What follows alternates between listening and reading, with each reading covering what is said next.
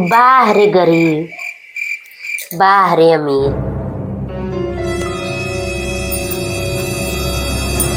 ए जी, गरीब है अमीर का पहचान का है? तोरे का समझ में आवत है?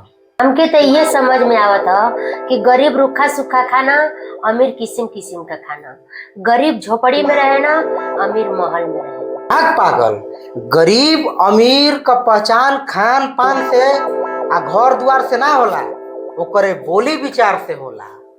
वो कैसे? ऊ ऐसे गरीब आदमी के कहू कि प्रणाम तो उहो कहिया कि प्रणाम, ओलन तो कहिया कि खुश रहा, ओलन तो कहिया कि बचवा जियत रहा। आ ओकरा से हल्का हाइट में जीबू अमीर में तो कहबू कि प्रणाम तो ऊ कहिया, ओकरा से और हाइट में जीबू तो कहबू कि प्रणाम तो ऊ कहिया आई लेला।